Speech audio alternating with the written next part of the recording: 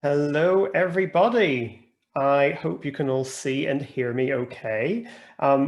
Welcome to our Antarctic adventures on the Thwaites Glacier, and thank you so much for coming to watch us today, especially at a time when we're probably all a bit sick of Zoom. It just feels a little bit like a low-budget TV show again and again and again, but I promise you tonight's going to be really high quality. My name is Graham. I work as a science communicator, and I'm going to guide you through the event this evening. We're going to introduce some fabulous speakers to you and get you to ask them some questions in the magic Q&A box down below. So how tonight is going to work is we're going to have a short introduction to the Thwaites Glacier and what it is and why it's been nicknamed the Doomsday Glacier. Sounds a bit scary, probably is. Then we're going to get some introductions from our panel and the projects they are running down in Thwaites. And then we're going to do about half of the event, spend half of it doing a discussion using questions that hopefully you're going to provide us. So if you do have any questions, either now or during the talks, the Q&A box is down at the bottom of your screen, just a little bit to the right. We'll be monitoring that throughout. If you have any problems as well, you can ask for help in the chat. We've got the lovely Hannah helping us today. I would tell her to give us a wave, but you can't see her, so it's a bit pointless. You can imagine the lovely Hannah waving at you. And yes, I see a question in the chat already. The session will be recorded. Don't worry, your names and your faces aren't going to appear. And it will be made available on the SAGES YouTube channel that we will link you to after this. So just a little bit of introduction to the groups and the people involved. SAGES is the Scottish Alliance for Geoscience, Environment and Society. And this is a really fascinating organisation that work with researchers across Scotland, all the way from institutions in the tippy top in Thurso down to Edinburgh. And they're working on cutting edge environmental and societally relevant topics. And I had to practice the word societally a number of times today. So I'm glad I sort of got that right. Now, this is the first in a series of events called the SAGES Stories event series. And these are events that are going to be run monthly all the way up to COP26, which, if you don't know, is a very important climate conference taking place in Glasgow at the end of the year. And in this series, we want to share the excitement and challenges of finding scientific solutions to climate change and how we engage the public with the work that we are doing. And our event series is not just going to be about Antarctica. We're going to look at topics ranging from peat bogs to green prescriptions and to hydroengineering. So there should be something for everyone. And if you want to find out more about future events, Hannah will send a link in the chat so you can sign up to our mailing list. Now, the theme for February is being led by the Fjord Initiative. And Fjord is the Forum for Ice Ocean Research Development. It pools research in glaciers and oceans and find out what happens when the two meet. And so that's what we're going to be talking about today. So I'm going to introduce you first to Helen Ockington. She is going to give us an overview of the Thwaites Glacier, called the Doomsday Glacier. She's a PhD student using some really cool stuff called ground penetrating radar, which sounds very James Bond. And she's exploring the shape and condition of the land below the ice, so what it looks like and how it interacts with the glacier. And she's looking to see, the data will help us understand the future of Thwaites and what's going to happen. So Helen, I'm going to hand straight over to you. Great, thanks Graham. No one's ever described my research as like James Bond before, so thank you for that description. I'm hoping that some slides might pop up here. Great, thanks Hannah. Cool. So welcome everyone. As Graham's already said, I'm Helen Ockington. I'm a PhD researcher at Edinburgh University studying Thwaites Glacier. So when you think of Antarctica, you probably think of something like this picture with lots of icebergs floating around and maybe a few more penguins. But as we all know, the global climate is warming up, and so things are changing in Antarctica. A key driver of changes in Antarctica is the ocean Imagine putting an ice cube in a glass of cold water. It'll melt, but only very slowly. Now imagine putting that ice cube in a glass of much warmer water. Suddenly the ice will melt much faster. Finally, imagine your ice cube is 4,000 kilometers across, and that's exactly what's happening in Antarctica as the ocean warms. Next slide, please. The red regions on this map of Antarctica show where ice is being lost. The deepest red regions are the regions with the fastest ice loss, and as you can see, they're all spread around the coast where the warming ocean can drive melting. Scientists like us are particularly concerned about the Amundsen Sea sector, where the ice loss is high. Thwaites Glacier is the largest glacier in this region and covers an area equivalent to almost the entire UK. We're particularly concerned about Thwaites Glacier for two reasons. We've already talked about the first reason, how the warming ocean is a driver of change. Next slide. Understanding the second reason requires some simple glacier knowledge. Most glaciers in Antarctica flow out into the sea. The point where the ice begins to float is known as the grounding line, and the floating ice beyond this point is the ice shelf. Now, the speed at which a glacier can lose ice depends on the depth of the ice at the grounding line. You can think of it as a bit like a bucket of sand. The bigger the hole, the faster the sand can run out of the bucket. Okay, so then next slide. So why does this matter for Thwaites Glacier? Well, like much of West Antarctica, the ground beneath Thwaites Glacier is below sea level, and it gets deeper below sea level as you go further inland. This means that as the ocean warms and the glacier retreats inland, the thickness of the ice at the grounding line increases, and so ice can be lost faster and faster. Scientists call this process the marine ice sheet instability, because once ice loss has started, it gets faster and faster, and it may be difficult to stop. Next slide again. You may be wondering how much impact glaciers melting over 15,000 kilometers away in West Antarctica will have here in Scotland. Well, the simple answer is that Thwaites Glacier contains ice volume equivalent to over 1 meter of sea level rise. And what many people don't realise is that ice melting in the southern hemisphere has a disproportionate effect in the northern hemisphere on sea level rise.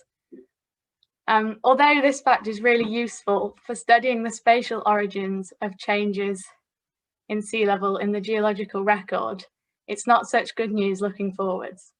Combined with more extreme storms, sea level rise over the next century could have a big impact on coastal communities in Scotland. And so it's super important that we understand exactly how fast ice loss is going to be. Next slide. So what is the International Thwaites Glacier Collaboration, and what are we doing? Well, the collaboration brings together over 100 scientists, mainly from the US and the UK, to collect lots of data on all aspects of Thwaites Glacier, and to use these new data to model how it will change in the future. I'm part of a project planning to drive ice-penetrating radar across the glacier to look at how it flows over the bed beneath it. But there are 8 different projects in total, including people studying ocean sediments to see how the glacier has changed through time, and even one group using GPS trackers on seals to look at how deep the ocean is beneath the ice shelf. Our panel this evening contains some of the brilliant Scottish scientists from the International Thwaites Glacier Collaboration, who will introduce themselves and their work now. Thank you. Thank you so much, Helen. So yeah, we're going to get straight on to the rest of our panelists, and they're all working in Scottish institutions and on one of the projects to do with the Thwaites Glacier. So we're going to start with Dr. Anna Crawford.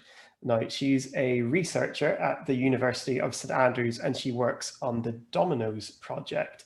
And she's applying models to understand how ice fractures and breaks off from the Thwaites Glacier, and the whole project in general is looking to see how that could lead to the eventual collapse of the glacier, which sounds absolutely terrifying. So Anna, would you like to come and introduce yourself, please? Yes, thanks very much, Graham. Thanks for that introduction. Also, thanks to Helen for the nice introduction to the larger Thwaites Glacier puzzle and the ITGC's work.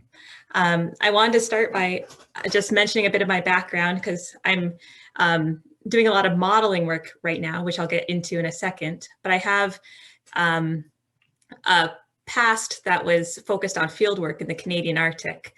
So that's what I was doing up until about 2 years ago. I was conducting mostly ship-based fieldwork in Eastern Canadian Arctic waters that focused on massive icebergs that we refer to as ice islands. And you can see from these pictures here that they are large enough for us to walk around on and instrument with radars made by the attendee on this call from Vancouver. Hi, Laurent, thanks for joining us. And I very much enjoyed this work, but I jumped ship in 2019 as I was psyched to get a spot with the ITGC Dominoes project. The Dominoes team is using a number of different glacier models to investigate processes happening at the ice-ocean interface, so where the ice meets the ocean, or the terminus of Thwaites Glacier. And we're looking at the processes that contribute to iceberg calving and the glacier's retreat. So in the bottom right of this slide, there's an example domain of Thwaites Glacier from one of the models that the Dominoes project uses. This model is called Elmer Ice, and we use this model to simulate the flow and deformation of a glacier. There is a planar view of the entire Thwaites Glacier catchment, and also a close-up of the ice-ocean interface and its ice shelves. Then these ice shelves can play an important role in glacier stability. So to build these models, we have to feed data into Elmer Ice or other modeling programs. And a lot of this data is obtained from satellites, such as the glacier's velocity, which is shown in the bright rainbow coloring towards the bottom left. And on the very left-hand side, there is a satellite image of Thwaites without that overlaying velocity field, so you have a better idea of what you're looking at. So we feed such data into our models, with the Elmer Ice velocity field being shown here on the right. And you'll see that there is this fast flowing core with that dark red coloring. And this is a characteristic of Thwaites, where we have ice flowing through this through this ice tongue at about 4 kilometers per year. Data is also collected in the field. That is a very important part of our modeling. For example, really important data for the topography underneath Thwaites Glacier was obtained during a recent ITGC field season, and that is now integrated in our models. The retreat of glaciers often follow certain paths due to what the bed topography looks like. So this is key data to have from the field so that we run the most realistic model simulations possible. Okay, the next slide, please. So Dominoes project members are using models such as Elmer Ice to study ice fracture, iceberg calving, the deterioration of the Thwaites ice shelves, and the impact of that deterioration on the upstream ice, as well as the role of melange. So the melange work of Dominoes is really being conducted by Ian Wheel, who is a PhD student at St. Andrews. Melange is all the bits of ice that are like iceberg size or smaller that can be glued together by sea ice. And this can build up in front of a glacier. And that melange can actually start to apply resistance to the calving front or the ice face at the end of the glacier. And if it can apply enough resistance, it can actually inhibit iceberg calving. So here on the top right is an example model simulation that includes melange. And this simulation was conducted with another model that we use called HIDEM, or the Helsinki Discrete Element Model. And you can see that this simulation covers a very small extent of the larger Thwaites calving front. So just what the area that was within that pink box below the model simulation. So HIDEM is a model that represents a glacier as a bunch of densely packed spheres, and it is very intensive computationally to run. So we have to pick these very small regions of the larger glacier to simulate with this model, which we use to look at ice fracture with. And I'm going to leave it there for now with that intro of the two main models that my group at St. Andrews is using, and some of the aspects of the Thwaites Glacier situation that we are looking into.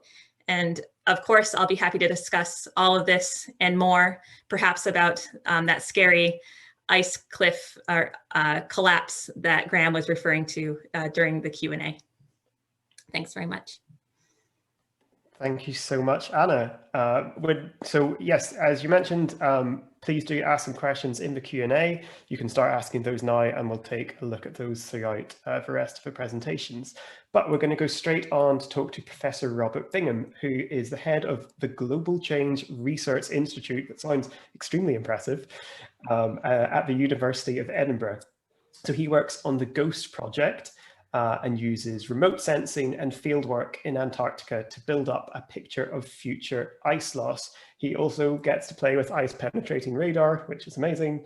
And he says that his work helps him understand the glacial landscape in Scotland, which I think is something he's about to touch on.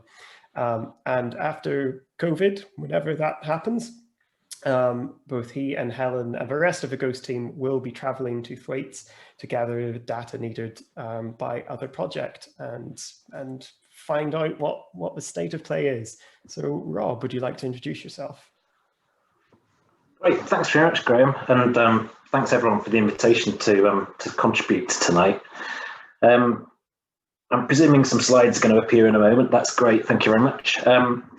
So yeah, I'm Rob. And you've already heard from Helen, who's in my group, and Julian Bodar is also on the call here. We're the three folks in Edinburgh University who are part of a project called GHOST on the Thwaites Glacier collaboration. You can see on the picture here that was taken at the outset of the project at our first project meeting in Iceland almost a couple of years ago now. There's actually about 25 people involved in the GHOST project overall. So there's some of us here in Scotland, of course, but our major collaborators are in Pennsylvania State University in the USA, at the British Antarctic Survey, and actually we also have a German team based at the Alfred Wegener Institute, and then various collaborators from all around the UK and the US that are indicated by the various university logos there. Next slide, please. So as Helen was describing in the introduction, and Anna's touched upon this as well, the various projects on the Thwaites Glacier collaboration are progressing from essentially the ice-ocean interface, that's very much what the Dominoes project's looking at, to much further inland. And the GHOST project is really looking further inland. We're going to be using various geophysical techniques, in fact, but the big focus in Edinburgh is on using ice-penetrating radar systems. And we'll be, when we get the chance to go to Antarctica, it's looking like 2 years' time when we'll get started this now, we'll be traversing over Thwaites Glacier in the vehicles you can see in the top of the screen there. And we'll be driving radar systems towed by Skidoo. That's the middle picture on the slide on the right there. An ice-penetrating radar system fundamentally enables us to image the shape of the bed. And actually, Anna touched upon this in the introduction preceding mine. If we understand the shape of the bed, the topography of the bed, it really helps us to understand how rapidly ice flows over it, and actually ultimately how rapidly ice might retreat if the whole process is started off with the marine Icecliff instability. I've actually shamelessly stolen the picture that Helen showed you already earlier tonight on the left-hand side of the screen there to highlight that next to Thwaites Glacier is another big glacier called Pine Island Glacier. That's actually been my big focus for the last decade, actually, that's led up to some of this work on Thwaites Glacier. So if we go on to the next slide, essentially the work that I've been doing in the past with another sort of preceding research team on Pine Island Glacier, we've been doing many of the same techniques that we'll actually be applying to Thwaites Glacier. And for example, one of the things we're trying to do with the radar is very intensively image the shape of the bed. And on the left-hand side of the screen there is just an example of imaging the bed beneath Pine Island Glacier in this case, over an area about the size of Edinburgh. And on the right-hand side of the screen there, you can actually see some equivalent sort of data really gathered with a tool called LiDAR from aeroplanes that were gathered over Edinburgh. and we've removed all of the buildings and any artificial objects on that. And what you can see is essentially the natural surface over Edinburgh. And there are actually many parallels. I think most people have joined the call tonight. I think most of the places I saw mentioned live in places like Edinburgh that 20,000 years ago, for sure, were covered by ice in a pretty similar context. And ice really shapes the land. You can see across Edinburgh, there are the east-west lineations shaped by this former ice cover, 1 to 2 kilometres thick. And what we're doing in Antarctica is finding parallels. So I think it's actually really interesting that we see these landscapes using the radar systems, but the big motivation is to acquire the topography that will be used by ice sheet models. And that really leads us on to the next speaker. Thank you. Thanks so much, Rob. Yeah, so we're going to go straight on to our last panelist of the evening, Dr. Martin Waring, who's a postdoctoral research scientist in glaciology at the University of Edinburgh, and he's working on the PROPHET project in Thwaites. He says his work focuses on understanding the dynamics of ice sheets, like the ones in Antarctica or Greenland, and he hopes to predict how they're going to contribute to sea level rise in the future. He uses some amazing modeling and analysis to improve our understanding of these things. And I just want to finish, he sent me the title of his PhD in applied mathematics called the flow dynamics and buttressing of ice shelves. So if we're really nice, he might tell us all about his buttresses afterwards. Martin, would you like to take over? Thank you, Graham. Yeah, so I'm going to take you through the project I'm part of, which is called PROPHET. It's a team built up of people from both the US and the UK. So in the US, we have collaborators at the University of California, Columbia University and MIT. And then in the UK, we have collaborators at Northumbria and also in Edinburgh. So I'm in Edinburgh along with Dan Goldberg and Noel Gormalen. If you can move to the next slide. So the key aim of PROPHET is to understand the present and future state of Thwaites, and the tools we have to solve these problems are ice sheet models or ice flow models. And the key element of the approach from PROPHET is to use 3 independent models. They are ISSM, which is developed in the US, UA, which is developed in Northumbria, and StreamIce, which is developed in Edinburgh. And the idea of using 3 models is that if they agree, then we can have confidence in their predictions. And if we see there's some disagreement between the models, we can then question why that disagreement is there. Is there some inherent uncertainty in our simulations, or is there some problem with the ice sheet physics included in them?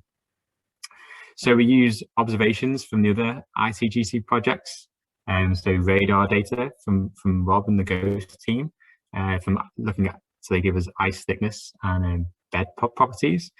We also use quite a lot of satellite observations, so satellite observations of the motion of the ice, and we can use those information along with the model to back out properties that we were uncertain of. So they might be the stiffness of the ice, or the strength of the ice, and also the slipperiness of the base, the slipperiness of the interface between the ice and the bedrock.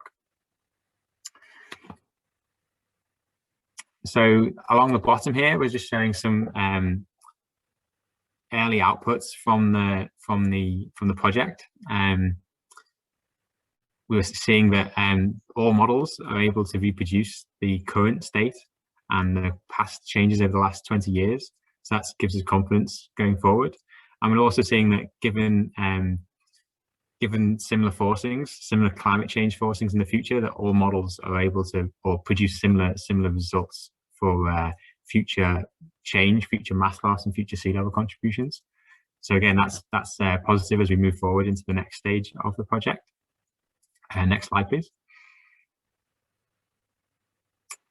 So our next steps are trying to get a handle on some of the processes that we're slightly uncertain about at the moment. One of the key processes is this interaction between the ice sheet and the ocean. So the image in the middle left is showing how warm water at the ice base interacts with the ice. So this is warm ocean water coming up against the ice, causing it to melt and causing it to retreat. So we want to know more about how this interaction occurs and what are the feedbacks between warm water coming in and meltwater being produced. How does that change the circulation? And the second aspect is changes to the ice strength in time. So as the ice flows down towards the ocean, it stretches out and deforms, and often this can lead to weakening of the ice. And as you have weaker ice, you can also feeds back into the system and lets the ice flow faster. So we want to be able to calculate how the ice strength will change in time, and that's another aspect that we were working on. Yeah, so we look forward to hearing your questions, and I'll pass back to Graham for the discussion. Thanks so much, Martin. Yeah, so I'm going to ask all of our panelists to come back, turn their cameras on and come back onto the screen. Please, I've seen a couple of questions come in, which is great. Please do think of some more and put them in the wee Q&A box. But I'm just going to start with a couple here while you get your brains working. So yeah, I'm going to turn to Rob first because I know you've been out to the Antarctic. I'm just fascinated to know what it's like doing research there. It seems like pretty hard stuff, even if you were doing it here. But Antarctica is a pretty crazy place, I imagine. Thanks, Graham. Yeah, I mean, my immediate answer is that if I can do it, anyone can do it. It's a big question. So I guess just to describe the journey first of all. I've done my work through the British Antarctic Survey, so all my sort of logistical support has been through that programme. But folks that go through that programme, we fly out to normally South America, and then we fly to the Rothera research station on the Antarctic Peninsula, and then to get to Thwaites Glacier, we'd sort of fly on again. Actually, to go to Thwaites, we'll probably go to the American base, but I guess it's normally a sort of maybe a week-long journey in essence to get to Antarctica from the UK, and then it'll probably take you another week or possibly 2 weeks to get to Thwaites Glacier. So first of all, you've got to be prepared to go away for quite a long time, and then to do the field work normally involves being out on the ice for 2 or 3 months. And we travel around in those vehicles that I showed you in the slides, but we then, our accommodation tends to be in tents. So we drive the sort of convoy of vehicles around to a particular site where we're going to concentrate on some experiments, and we'll typically stay there for maybe a week or two, establish a camp there, sleep in tents. There's normally a party of, I guess it's going to be about 20 people on this expedition to Thwaites. And I imagine that essentially we'll rotate with a couple of people a day, sort of looking after the camp, doing the cooking for everyone else, while everyone else does the work for the day, and we'll operate like that. The work that I do, and I guess Helen and Julian will involve a lot of driving of skidoos around, and I quite enjoy that. But in a place like Thwaites, it's pretty featureless. You don't even get the scenery that you can sort of see behind me here. So essentially you navigate using GPS systems. And I guess, the secret for me is good music while I'm sort of driving around with the radar. Wow. And you say you're not going to get out for another maybe couple of years. Has COVID really affected this? Yeah, well, it's a bit of a sore one actually, because we only found out this week that we can't go again next year. So COVID has had a massive impact on our project, unfortunately. In effect, it's just, stopped us going for now 2 years. In many respects, that's the right decision. I mean, there's been a decision internationally to restrict travel in and out of Antarctica because it has remained, and it still is, to my knowledge, COVID-free, which I think is fantastic. And fundamentally, that's the imperative. So some people did still go to Antarctica just now, because this is the end of a typical Antarctic field season, but essentially the people that went to maintain the bases just do the bare minimum kind of maintenance, really, and all science effectively was stopped. So it's possible there might be small amounts of science in a year's time, but the Thwaites project can't run because it's very big. And one of the things that hasn't happened this season is we haven't been able to move the fuel that we need to fly aircraft into the area. So there are all these kind of knock-on effects that happen when you have to sort of close down the world for a while, I guess. Yeah, no, absolutely. But I imagine then with Martin and Anna that some of the modelling work can still go on. So I'm interested to see what sort of results you're coming to initially with the work you are able to do. And maybe let's go to Anna first, and she can talk a little bit about Icecliff instability, which sounds terrifying. It is a bit terrifying if it happens. We'll see. We're not there yet, really, but yeah.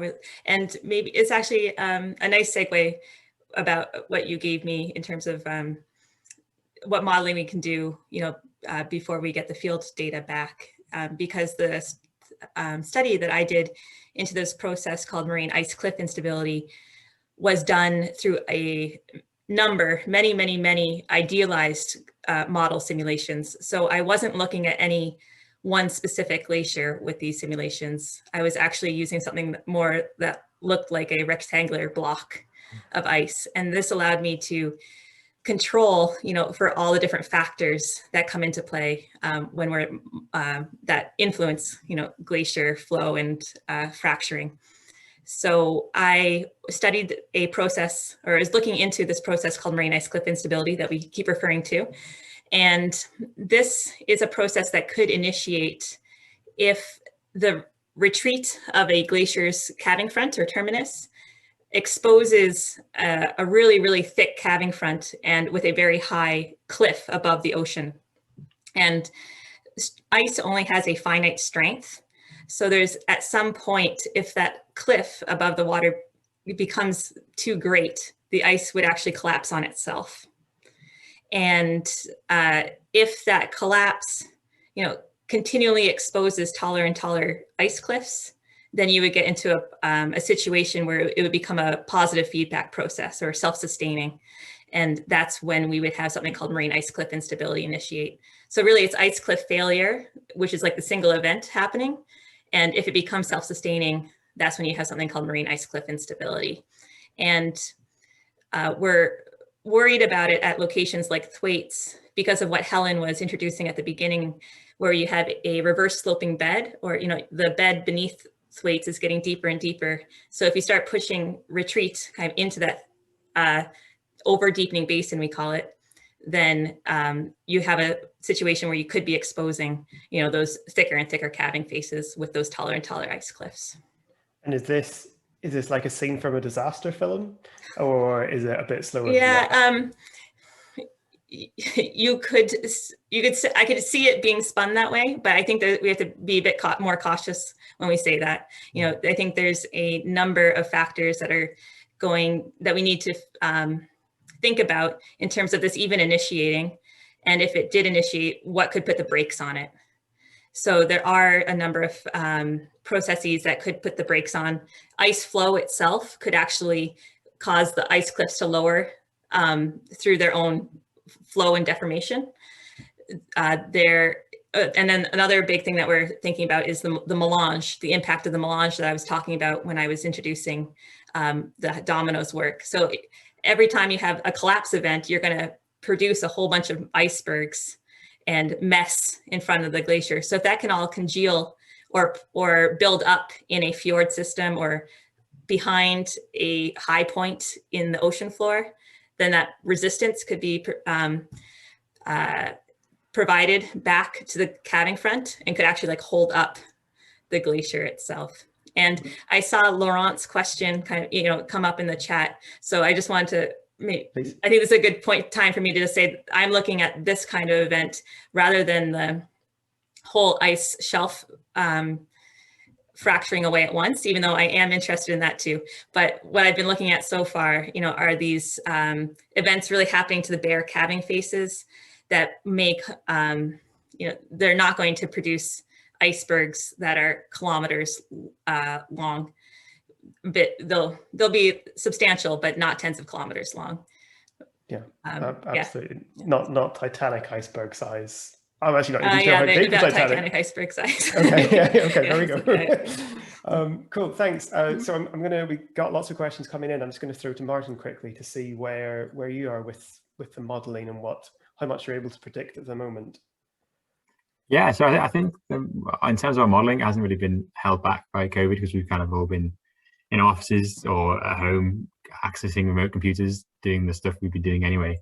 But I suppose our plan was always to do lots of model development to begin with. We want to get all those 3 different models up to the same kind of operating in the same way, and work out how we can compare the models between each other.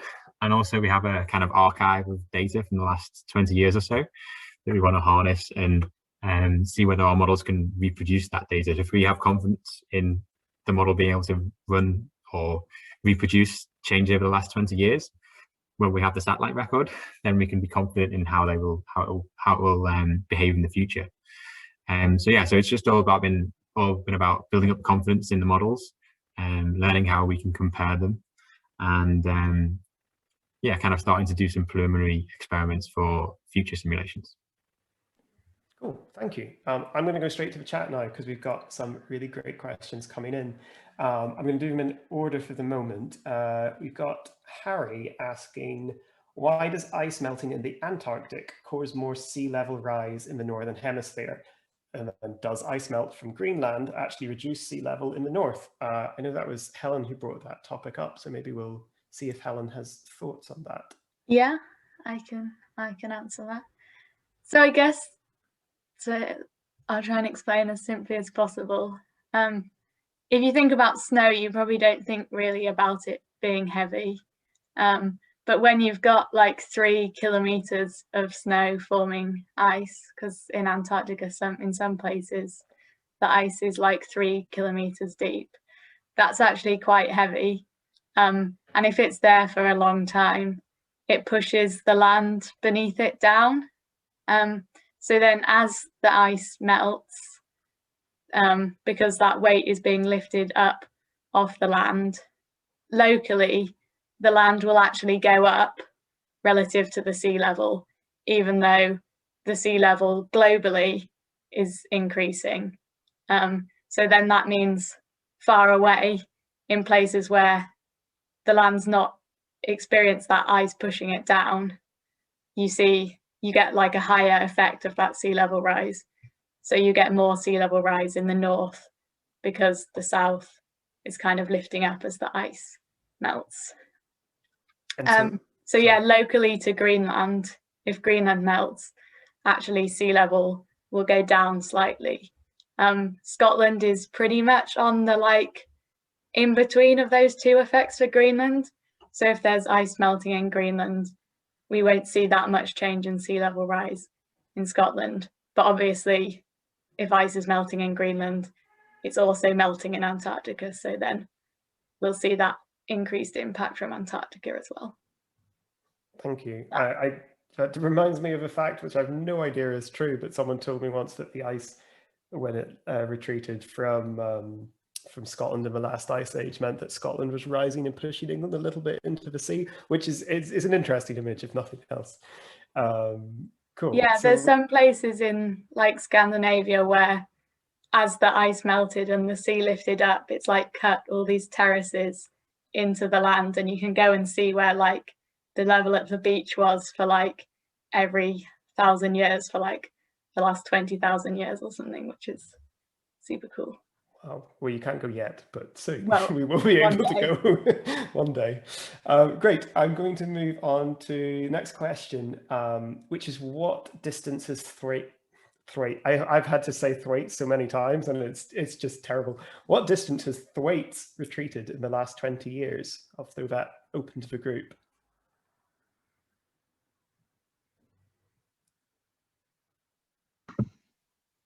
I'll give that a stab, but I can only actually give a more kind of relative answer. I think that the answer is that I guess if we're sort of describing the boundary between where the ice is touching the land and then is starting to float, it becomes an ice shelf. That's exactly the area that Anna was talking about. I actually don't know the figure off the top of my head, but I think it's ballpark a kilometre or two. So in a way, not very far. And actually, that is the reason we were looking at Pine Island Glacier for the last decade, because over the previous 30 or 40 years, we watched this from satellites actually. Over the previous 30 or 40 years, Pine Island Glacier retreated many kilometres. It's maybe about 30 or 40 kilometres, and that is why we were studying it. But the reason that we've really transferred our attention to Thwaites is Pine Island's kind of stopped. But the models we have on Thwaites at the moment would suggest that if Thwaites continues to retreat, it has started a little bit, as I was saying, a couple of kilometres or so. But if it continues to retreat over one of the sort of ridges that it's sort of sitting on at the moment, the likelihood is there's not an awful lot to stop it. I mean, we'll find out more about that when we measure the topography properly when we go there, but that's the theory at the moment, and that's why it's such a big concern. So, you know, I guess the answer is sort of not very much, but it has massive potential to retreat a lot, and a lot more than Pine Island, actually. Thanks. That leads to maybe a more general question, is why we're talking a lot about Western Antarctic areas. Why is that the hotspot for sea ice melt and glacial instability? I can try and answer that. Most of it has to do with how close it is to the warm ocean waters and how those warm ocean waters can get to the ice.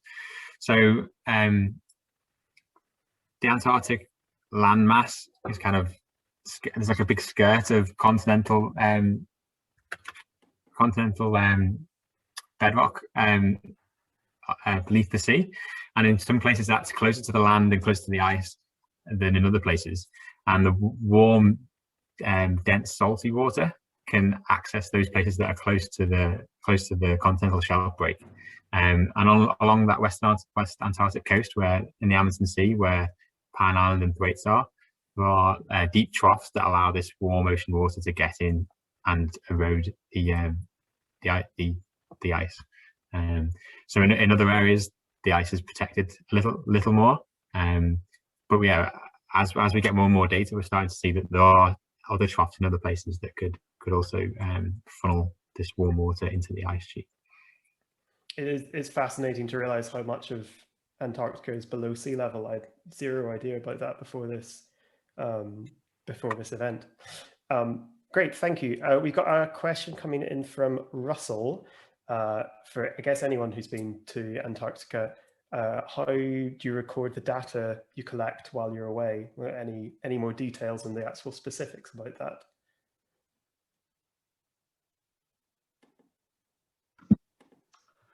I'll have a first go, shall I? Because so the radar data, they get recorded as we drive on actually a special computer that's designed to bounce around everywhere. Because actually the surface is, I mean, it's sort of flat in the grand scheme of things, but as you drive over it, it's really carved by wind. In fact, basically anyone who's had the snow over the past couple of weeks has probably seen this phenomenon in the local landscape. When it gets windy, you get these sort of drifts all over the surface, really bumpy. So we've got a special computer essentially that is robust and can stand a lot of bouncing. And every end of any radar shift, we basically like stick a memory stick into it, grab all the data off the computer, back it up onto about 5 different disk drives. And whenever anybody sort of flies a plane through the area, which is not very often, but if there's any chance of getting it out as a backup, we put it on the plane and it goes off to the base. And then essentially, you know, at the end of the field season, we post or take the drives with us, or, you know, different people take the stuff, and then we get it back to, well, in our case, Edinburgh, I guess, and we sort of process it all there. So that's the radar data. there are various instruments in Antarctica that sort of run all the time and sort of beam the data back to the UK over the airwaves, I suppose. So it depends on the technique, but it's usually a mix of those things, you know.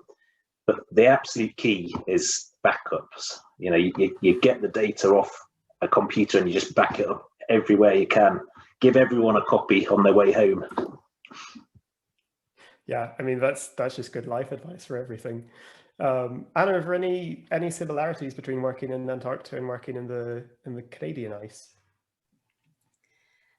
Well, I haven't been to Antarctica, so I have to put my hand up on that. But I think the Canadian Arctic work was remote, but Antarctica is another level, you know, in terms of its remoteness, I would say. But I would say, you know, my experience in doing field work in the Canadian Arctic, you know, we use very similar data collection and data backup, and then also remote telemetry or, you know, work to collect our data from the field in the Canadian Arctic as well. You know, I worked on these massive icebergs that we had to assume that we weren't going to be able to get back to. So we would put on, we always thought that considered our instruments to be disposable. We would hope to get back, you know, but we had to assume we wouldn't. So we had to develop techniques to get as much of the data, you know, as we could from those instruments before they met their demise, potentially. So that's why, you know, we would collect some data the day that we were on the ice, you know, and do all the backups, you know, that Robert was talking about, but we would also set up satellite connection links for getting more data from the field as the instruments kept recording.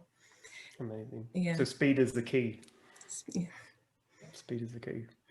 Great. There's Rob said, oh, sorry, Derek said the difference between Arctic and Antarctica is no bears in Antarctica, but I guess you could say no penguins in the Arctic. So, you know, small things.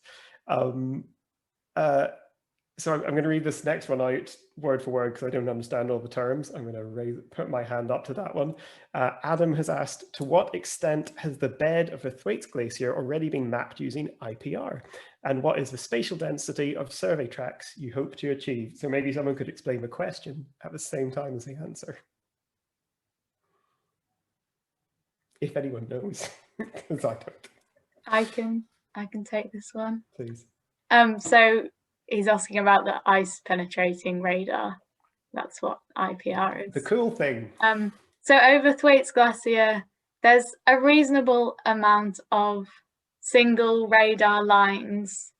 So like if a plane is flying from one place to another place, like beneath where it's flown, there'll be a line, and they're probably spaced between 15 and 5 kilometers apart between those lines.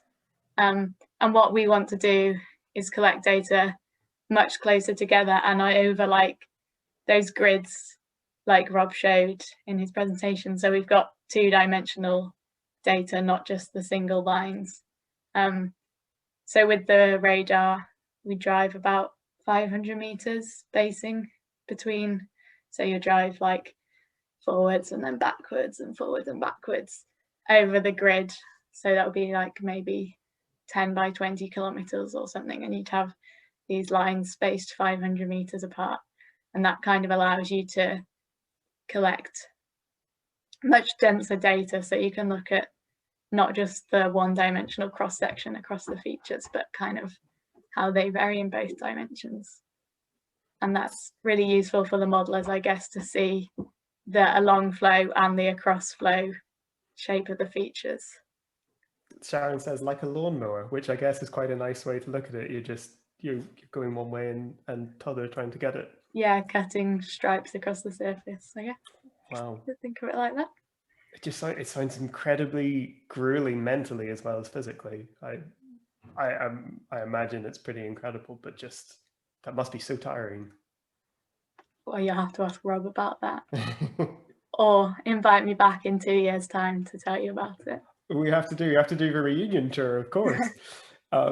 So we're coming to the last few minutes. I'm going to get to William's question in just a second, because I think it leads on from something I wanted to ask, which is, is kind of, I mean, the science is all incredible. And on one level, I think anyone who's here probably understands why it's important. But in many ways, we deal in fear quite a lot with, you know, climate crisis and so on and so forth. So how scared should we be about all of this? Big question.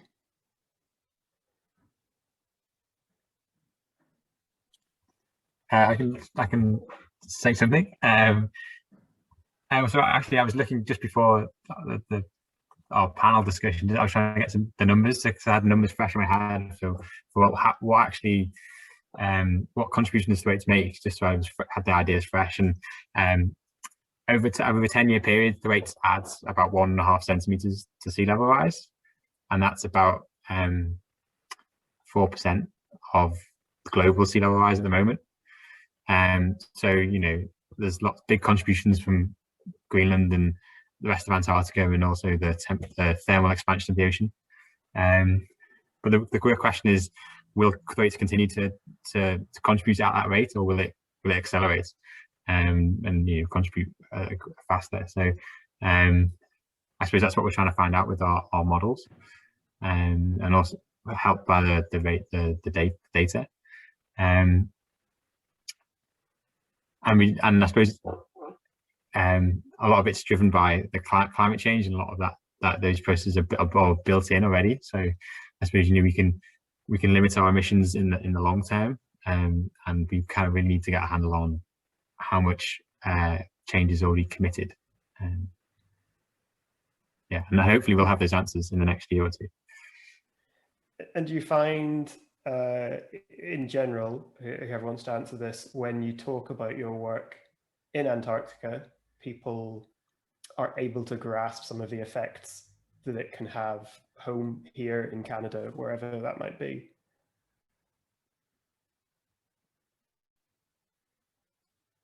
Go ahead, Rob. I guess, you know, I can sort of talk from the sort of slightly frightening perspective that I've been in the field for about 20 years now. And I actually think the public are incredibly well informed actually now. But, you know, I think we've passed the day where effectively the scientific community were treated as scaremongers. You know, I don't think we're not talking about something that people should be immediately frightened about. And the numbers Martin gave are, you know, they're concerning, but they're not. It's not a major crisis. It's something we can plan for.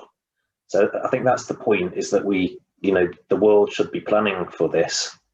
There are actually occasionally sort of geoengineering type solutions that are proposed for example, trying to prevent warm water reaching Thwaites, but I think they're all exceptionally challenging. So I think the world really needs to be informed about, you know, planning sea level defences and just general coastal planning, really. But yeah, you know, the rates are what Martin said. The unknowns are whether that will increase, but we're talking, you know, I guess centimetres over decades, and you know that's the likelihood. Yeah, so the word is plan now and know as much as we can and stay informed. Anna, sorry, I saw you on mute. Did you want to add something to that? Well, I agree with everything that Martin and Rob have said already. And I was thinking about what your question, Graham, about like if I talk about my work to friends and family, or, you know, other people, and if they're able to kind of grasp it and grasp the impacts, you know, that the global community will feel. And I do think they are, like Rob said, I do feel the public are quite well informed these days and have a good handle on the situation and what's coming, you know, in terms of sea level rise and the consequences of sea level rise. You know, there's cascading impacts. I guess what I often think, this might be a personal feeling, but, you know, it's kind of, we know what's coming, but we need to not just take a sigh and be like, oh yeah, that's happening, or that's going to happen. But like, what do we do to start planning, like Rob was saying, or start decreasing those emissions? Like the action part is kind of what I'm waiting for. Yeah, I think we're well aware now of the situation. Great, amazing, thank you. So this is the last main question coming from William. We're talking about planning. So what do you think is going to come next after after this project? Do you think we're going to do that on more glaciers in Antarctica, or yeah, what could come next? I know there's a few years left to go, but what's the plan? I don't know. Rob might be able to jump into if you know more concrete plans that are in place. But I remember even it's probably almost a year and a half ago now, there was a early career research conference, you know, where I met Helen actually, where of the ITGC early career researchers, and we were posed the question of what would ITGC 2 look like? You know, even just as the project was kind of starting out, already thinking about where what the next steps would be. I don't think I haven't heard anything else since then, you know. But there's always kind of that's just how it works. Is that there's always thought being put into what next. But maybe anyone else on this call actually know what the or even what you would like it to be after this. What do you want the future to be? I was going to say that the project in general adds much more than just one location. I think you know, we're all developing new techniques, new data analysis, new modeling, and I think those techniques and methodologies we develop will be applied across Antarctica, across Greenland. So whether it's just a location-based project would be the next thing, I don't know, but I think there's lots more to take out of it than just what will happen to the Thwaites, which is obviously very important, but we're also doing lots more general development and for advancing the field. Amazing, cool. I think that's actually a really good place to leave it on. I just want to see, I know there's a couple of questions we didn't get around to. If anyone wants to find out more, do you yourselves have a way you can be contacted, or places people can go to find out more? Maybe just cycle through, starting with Hannah. Sure. Well, I would say just for the Thwaites Glacier project in general, ITGC, folks should check out thwaitesglacier.com or .org, but I think it's .com. And yeah, great, .org. And there's lots there about the project in general, lots of educational resources. And then you can also find out more specifics about what each project is working on and the individual project members. And then I think I can put my email address in the chat, but my contact information would also be on that webpage. I'll put my email in the contact in the whatever it's called chat right now. Great.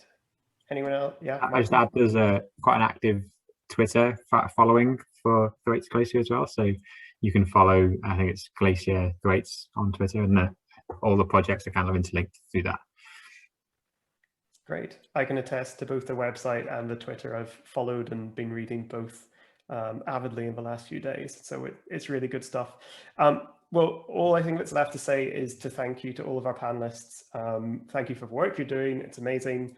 And thank you for coming on to talk to us today. And we would love to stay in touch in the future. Just for anyone who's watching, again, thank you for coming and spending your Wednesday night with us. We're going to put in another mailing list link, I believe, in the chat now, so you can sign up for the next event and then the ones after that. And the next event is, I do have details somewhere, on the 15th of March, and we're going to be celebrating World Water Day, which is going to be awesome. So thank you very much, everyone. Have an absolutely lovely evening, and hopefully we'll see you next time. Goodbye. Thanks, everybody. Round of applause from home.